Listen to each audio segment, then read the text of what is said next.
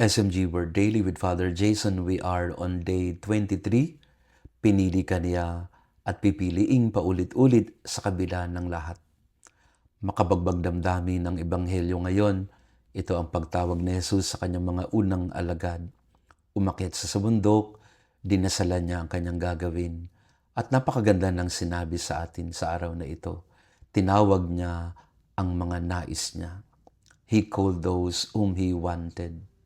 Isang maiksing pangungusap, ngunit kayang pagalingin ang mga takot na ilang dekada nating kinikimkim.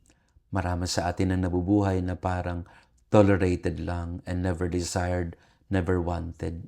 Lagi natin kailangan patunayan ang ating mga sarili para lamang tayo ay mapili, para tayo ay mahalin.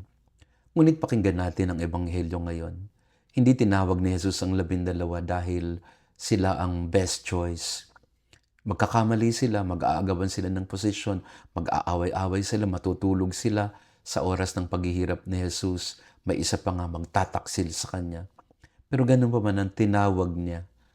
Tinawag niya ang mga alagad kahit hindi sila karapat-dapat. Ninais niya sila.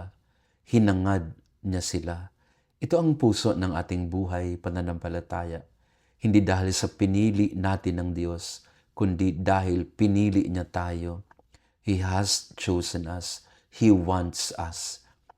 At kapag tumawag si Jesus, hindi niya sinasabi, kailangan perpekto ka muna.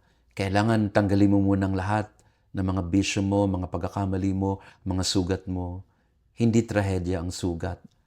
Ang tunay na trahedya ay ang paniniwalang dahil sugatan tayo, hindi tayo kaibig-ibig sa mata ni Jesus. Ngunit malinaw ang sagot ni Jesus sa atin. Ikaw ay pinili, ikaw ay ninanais, ikaw ay hinahangad at minamahal niya.